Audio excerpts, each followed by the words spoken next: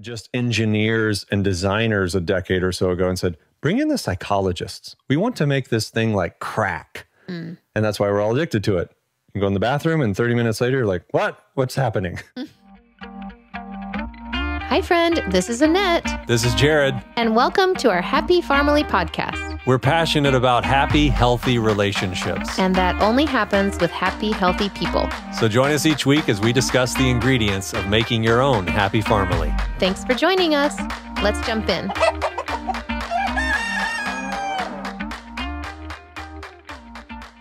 Hello, family. Welcome to the Happy Family podcast with Annette and Jared. And Jared is going to start us off today with something fun. Take it away. Take it away. All right. Does everyone know that drug when you're in a new relationship or you're dating someone, or maybe you remember that, or nothing else? No one has an opinion that matters. All that matters is how hot she is or how hot he is. And you can't think about anything else. Now, that is dopamine pumping through your body. And if you really want to throw the whole world off, you are sexually involved with this person. And now, earmuffs. Thank you. Thank you, birds and bees. I need to keep my kosher words appropriate in case there's little ears listening. But basically, then all the chemicals are just going bonkers, okay? So I have been going down the rabbit hole of dopamine lately. And basically, in the beginning of a relationship, hold on, did I write it down? These are mine? No, here we go. You I got your notes. I'll just quote it here. We got better light over here. According to Helen Fisher, anthropologist at Rutgers University, right? Early or passionate love only lasts 12 to 18 months. And at this time, we transition from dopamine to serotonin, oxytocin, endorphins. We'd call these the here and now hormones, right? These give us pleasure from sensation and emotion. Most couples have less intimacy once testosterone-linked dopamine is subsided when overridden by the here and now hormones of oxytocin and vasopressin, which suppress testosterone. So it's fascinating. One of these books kind of went down the track of, sadly, in many relationships, it's just right in the beginning, it's like, oh man, I cannot get enough of this person. Like, what is it about them? Will they text me back? Why haven't they texted me back? Were you thinking that about me? Well, we didn't text back then, actually. We were like, what's a text? Did we even have text? I don't think we did. We're dinosaurs. Wow. So basically, it's that rush. Yeah. And it's all about dopamine. It's the unexpected. If you want to trigger dopamine, it's this surprise and delight hormone. You don't know what's coming next. I think this is why some women get in bad relationships, because the guy's amazing and then he's not. And then, oh, well, but I like when he's amazing. What can I do to make him amazing again? And this could be from any type of abuse or anything, like almost to the point where you can, to a woman, she can get chemically addicted to a bad dude, right? And I'm sure it can flip the other way too. But basically, this idea of this dopamine hormone is, to me, one of the most fascinating things ever. So to all the ladies listening, if you have a dude in your life, this would be a great podcast for him to listen to, because testosterone and dopamine are very closely linked. And as I've been going down this rabbit hole, one of the things I've been learning is all of the ways, or all of the things in which you can most uniquely hijack the dopamine control circuit. So there's these two dopamine circuits: dopamine desire circuit, the things I want, and the dopamine control circuit, which is like this longer term. So probably the best example is going down the aisle of the grocery store, the candy aisle, and saying, I want all these bags of Skittles and Sour Patch Kids right now. That's the dopamine desire circuit. The dopamine control circuit says, you know, I don't really want to get sick, and I don't really want a sugar high right now, and it's probably not good for me in the long term, so I'm going to say no. Like you're conscious. Yeah. I kind of look at it as like higher and lower natures. Yeah. And so for so many of us, we've fed one of those wolves more than the other, and it is alive and well. And somehow, it's like Paul in the New Testament writings. I do the things I don't want to do, and I don't do the things I want to do. So basically this idea. So I want to just list a number of them. In fact, I should probably just read them out because this is a pretty good list. If you want to hijack dopamine, and here's how you start: alcohol.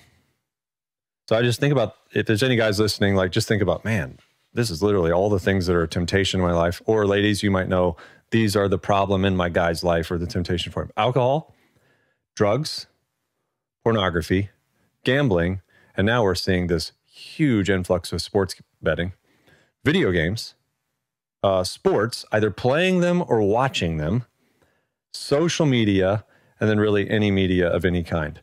And I would almost rank them probably in that type of order of dopamine hijacking going on. But if you're into any of those things, you need to know that they may be thinking, you may be thinking like, man, but I get a rush when I do that thing.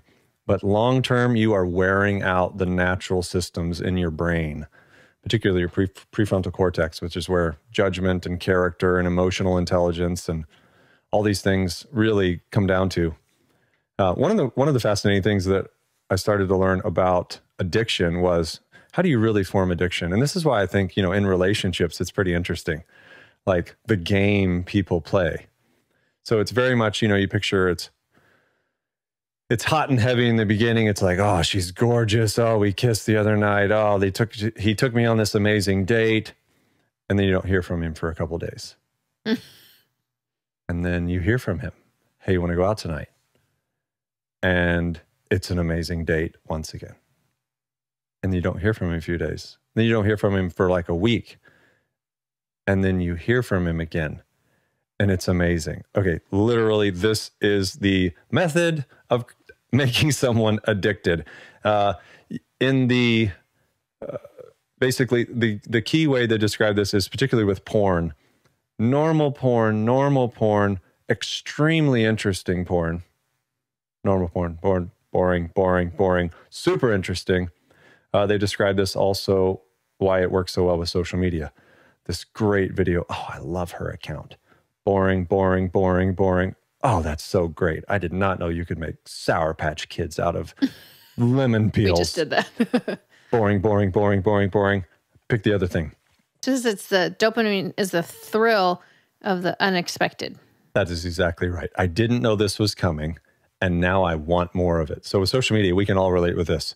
I mean, everyone has a level of addiction. This is why they stopped bringing in like just engineers and designers a decade or so ago and said, bring in the psychologists. We want to make this thing like crack. And that's why we're all addicted to it. You go in the bathroom and 30 minutes later, you're like, what's happening? Or while your phone falls on your face at night. It's literally just hijacking your dopamine circuits. And what they describe is, if everything is always that high, you won't form really an addiction. So for example, you take social media, but I would take it back to relationships. Oh, it can't always be perfectly amazing. He takes me out on a date every night of the week at 7 o'clock. Because then that's expected. Then that's expected. Yeah. Exactly. And then it's like, so we're going out again tomorrow night and we'll probably go do this thing, do that thing. Nice, yeah. It'll be nice. And but then you have, if you're in the dating world, or if you've seen someone cheat on you, or if you've cheated on someone, this is probably how it is. Oh, that was fun. That was different. Ooh, they told me something my regular person doesn't always tell me. They texted me something. I haven't had that thrill since high school. That feels fun. Ooh, even dangerous. So then you get into that, roller coaster again. And it's the highs and lows of anything from will I get caught to what will tomorrow bring? And so that's where the dopamine thing, where after I think the argument of 12 to 18 months, it's basically, it's kind of normal routine. We know what's coming. Right. I'm only going to take you out on this night of the week and I get you flowers every once in a while. And it's just like, boring. It says here that the mystery of the unknown is the secret sauce. That is the secret sauce. Mixing it up. But that's also what's bad, I guess, because everything in our world, is this what you're saying, is geared to doing that to us. then we're becoming like, eventually you're going to burn out Yeah, you're frying your brain. You're frying your brain. Nothing is fun except like basically nothing crack. is going to give you excitement. Yeah. So we probably should put a rating on this. I don't know how we do that, but to any parents, so sorry if we've messed some things up with your kids in the car, but the highest form of addictive substance, based on what I've been reading, is crack cocaine. Somehow it gets in your lungs and it's crazy high. Snorting cocaine, about number 2. Then you start to get down. See, what's interesting about those things is like you have to go to an external substance. The idea with what the crack cocaine, if you will, in our phones, the addictive nature of our phones is they're always with us. Drugs, alcohol, these other things, like you have to go find them and get them. There's issues in all that. But with your phone, like sports betting is on your phone. Porn is on your phone. Is on our phone Social media is on your phone. You can gamble on your phone. You can play video games on your phone. You can play video games on your phone. Like all these, so it's like not only would one of those things be addictive, they're all through this like slot machine in your pocket with a screen. So you're like, what will this find? What will I find here? So it's like all of these rabbit holes literally in your pocket. So we wonder why so many relationships, so many people are just, this phone is killing me.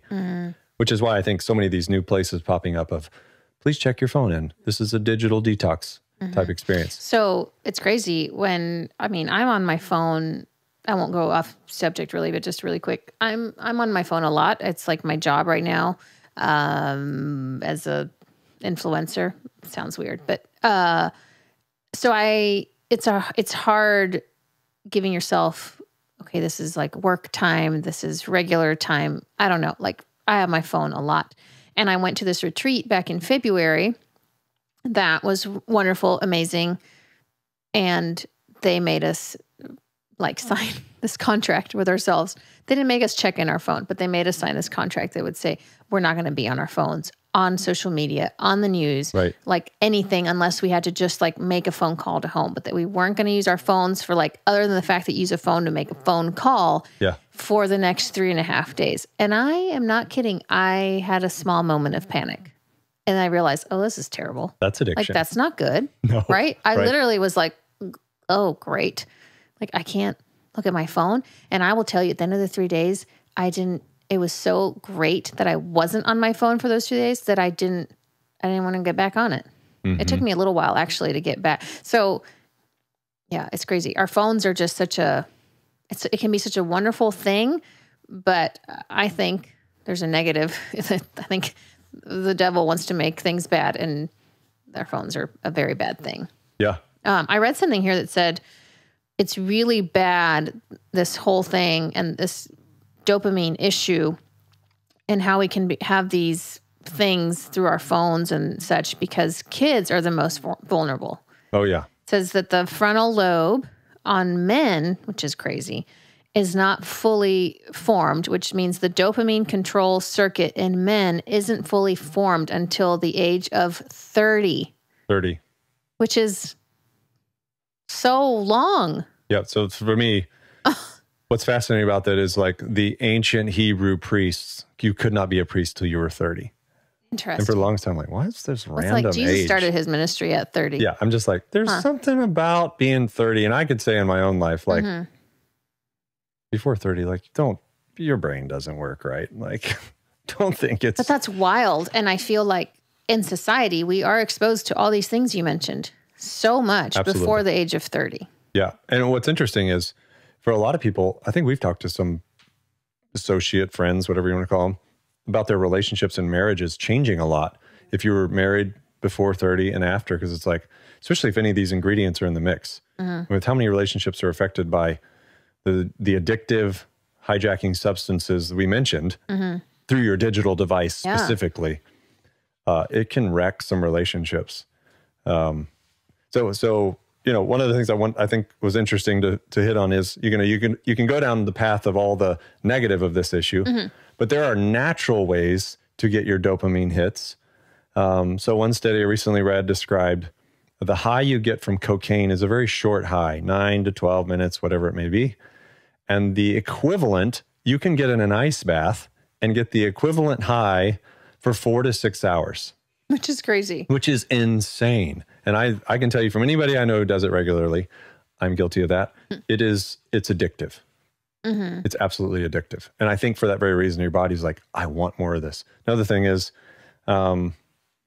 accomplishing tasks. So that's another reason I think a lot of people, I'm going to say guys, I'll probably pick on guys a little bit. A lot of guys do work these days. Not everyone, but there are many. They don't really know what they accomplished, especially if they have a desk job and they're on Zoom all day or whatever. It's like, what did I accomplish today? So there's this feeling of worthlessness. Like, I don't really know if I'm providing value. And if you're not getting paid well, it's like, I'm not getting paid well. What did I do? What am I doing with my life?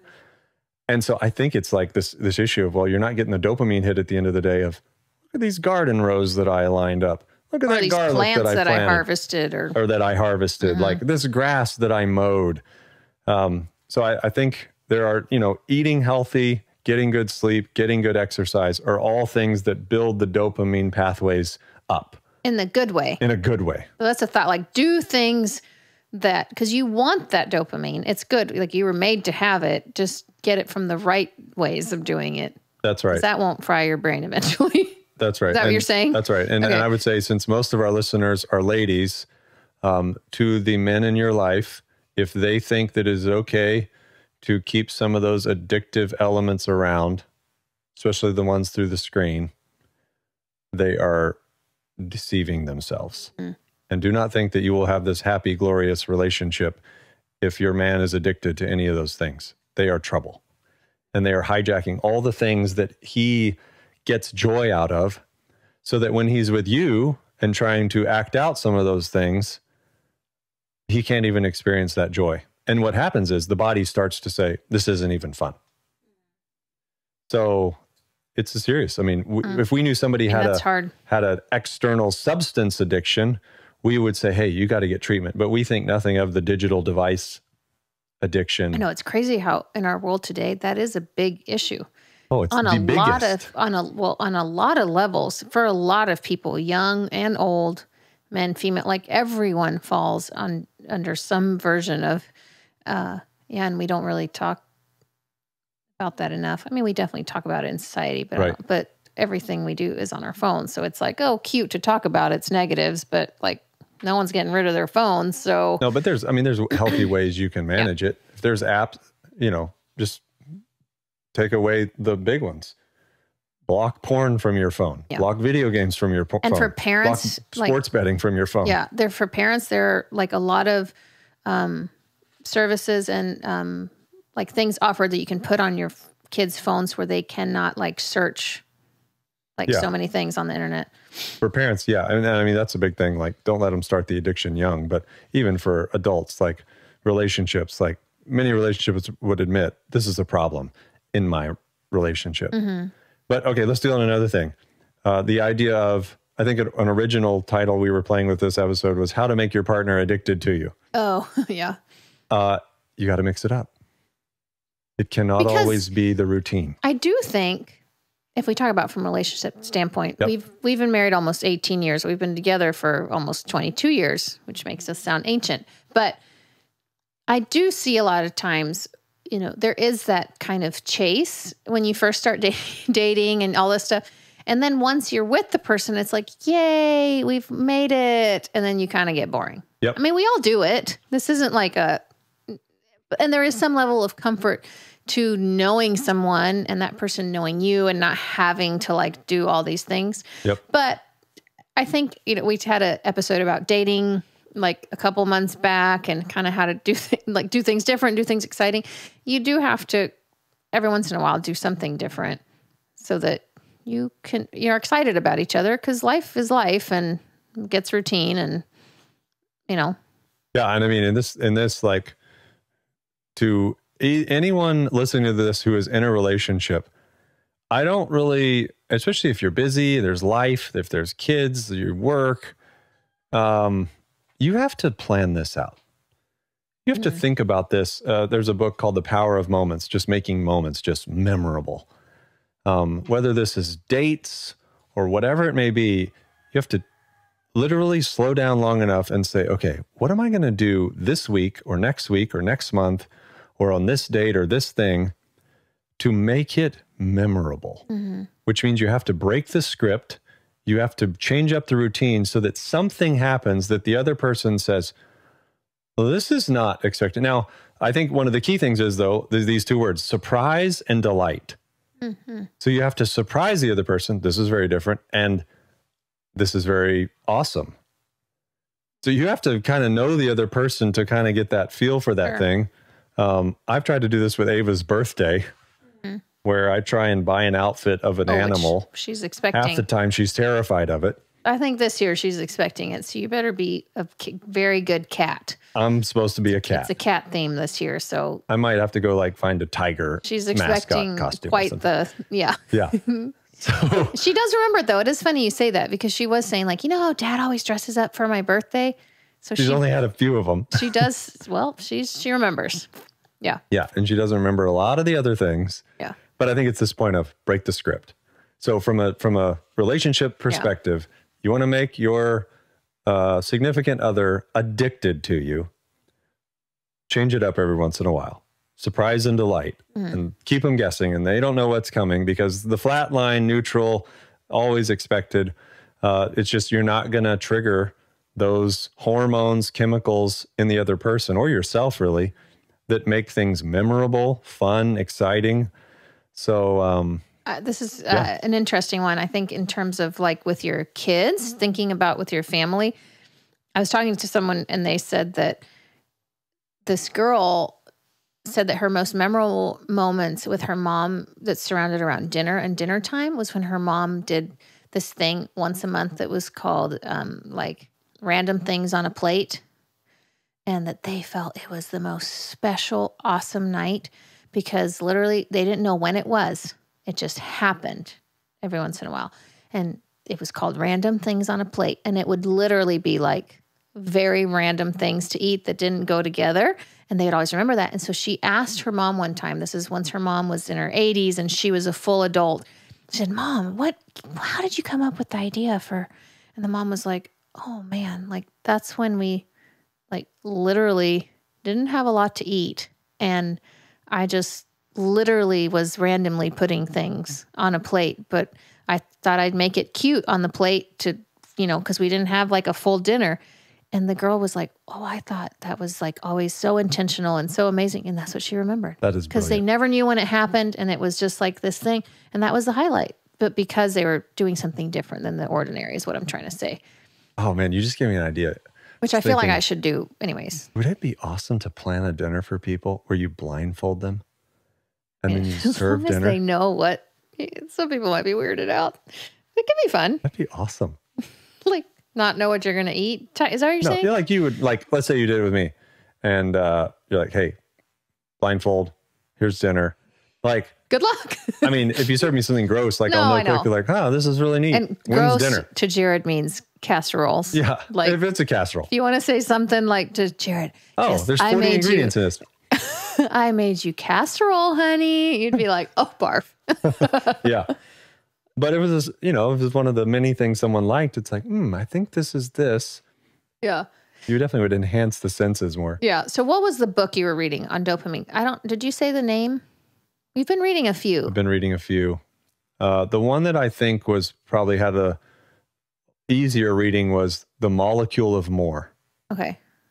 Amazing.